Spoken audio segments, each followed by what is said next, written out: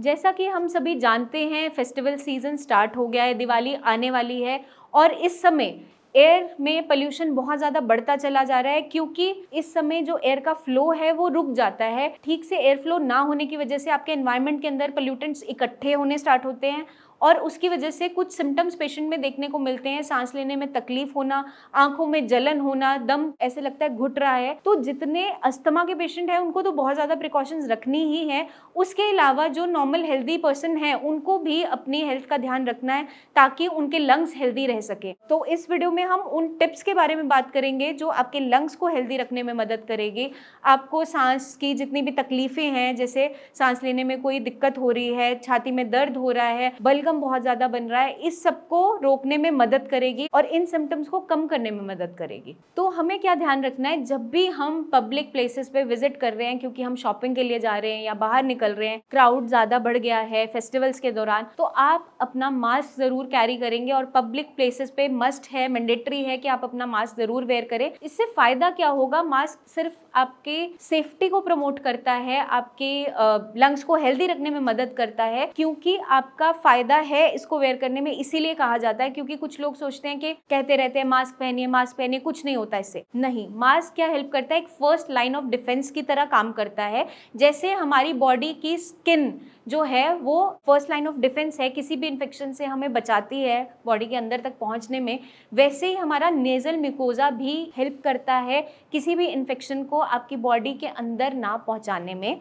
वहीं पे अगर वो ट्रैप कर लेता है तो आपके आधे से ज़्यादा इन्फेक्शंस प्रिवेंट हो जाते हैं। तो उसको प्रमोट करने के लिए, उसको बचाने के लिए आप क्या कर सकते हैं? आप मास्क ज़रूर वेयर करेंगे ताकि डायरेक्ट कांटेक्ट आपका पोल्यूटेंट्स के साथ, डस्ट पार्टिकल्स के साथ या किसी भी एलर्जन के साथ ना हो, क्योंकि इस मौसम के दौरान एलर्जेंस बहुत ज़्यादा प्रेजेंट होते हैं आपकी एयर के अंदर, आपके एनवायरनमेंट के अंदर। पोलन ग्रेन्स है, डस्ट पार्टिकल्स हैं और साथ के साथ अगर क्रैकर्स बर्न हो रहे हैं तो उसकी वजह से जो पोल्यूशन क्रिएट हुआ है, या कुछ लोगों का मानना ये भी है कि फसल की कटाई के दौरान जो पराली जलाई जाती है उसकी वजह से भी पोल्यूशन अक्यूमुलेट हो जाता है। इन सारी की सारी कंडीशंस है, इसकी वजह से जो भी पोल्यूशन क्रिएट हो रहा है उसको आपकी हेल्थ पे कोई भी उसका असर ना हो, उसके लिए आप मास्क ज़रूर पहनेंगे जब भी आप पब्लिक प्लेसेस या फिर ऐसे बाहर कहीं जा रहे हैं। सेकेंड टिप ये है कि आप अपनी नॉस्ट्रल्स को मॉइस्ट रखेंगे। जब भी आपके कॉन्टैक्ट में कोई भी एलर्जन आएगा तो वो बाहर ही रह जाएगा, आपके ब्रीदिंग पैसेज के अंदर नहीं जाएगा।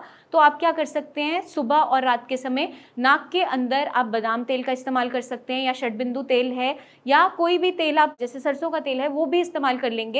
तो उससे मदद क्या मिलेगी? कोई भी जो पोल्यूटेंट है या एलर्जन है, जैसे कोई पोलन ग्रेन है, डस्ट है, वो आपके डायरेक्ट ब्रीदिंग पैसेज के अंदर नहीं जाती और वहीं ट्रैप हो जाती है। तो आपके सिम्टम्स काफ़ी हद तक रिलीफ हो जाते हैं, जैसे खांसी बनना, बलगम आना, छाती में जकड़न महसूस होना या फिर दम घुटने जैसे सिम्टम्स होना, ये काफ़ी हद तक कंट्रोल हो जाते हैं। थर्ड टिप है, आप अपने घर के अंदर या रूम के अंदर एयर प्योरीफायर लगा सकते हैं। अगर जिन लोगों के लिए पॉसिबल है वो इसका इस्तेमाल ज़रूर करें, ताकि एयर क्वालिटी आपके घर के अंदर जो है वो काफ़ी हद तक सुधरती जाए। और आप सोते समय, रात को सोते समय जो ह्यूमिडिफायर है रूम के अंदर इंस्टॉल कर सकते हैं, जो आपके रूम की एयर को मॉइस्ट रखता है, क्योंकि इस समय आपकी जो एयर है बहुत ड्राई होती है और आपका जो म्यूकोजा है उसके अंदर ड्राइनेस होने की वजह से जितने भी एलर्जेंस हैं वो एक्टिव हो जाते हैं।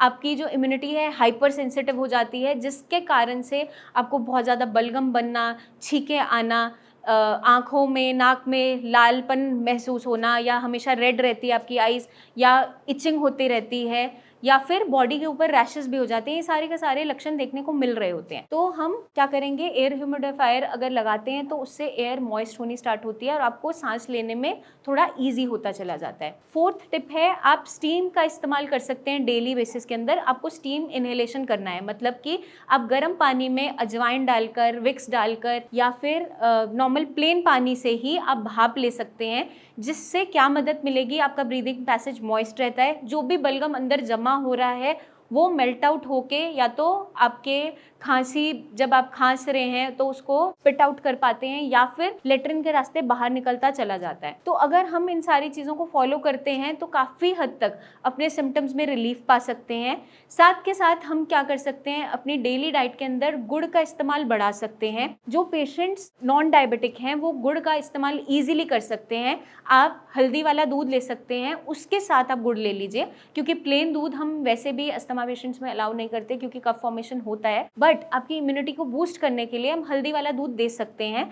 100 ml तक अलाउड होता है, छोटा कप आप ले लीजिए। उसमें कच्ची हल्दी अगर अवेलेबल है तो उसको आप ग्रेट करके दूध में बॉईल कर सकते हैं। अगर वो नहीं भी अवेलेबल है तो जो हम किचन में मसाले इस्तेमाल करते हैं उसमें से हल्दी आप दूध के अंदर बॉईल करके यूज़ कर सकते हैं, और उसके साथ थोड़ा सा गुड़ आप खा लीजिए।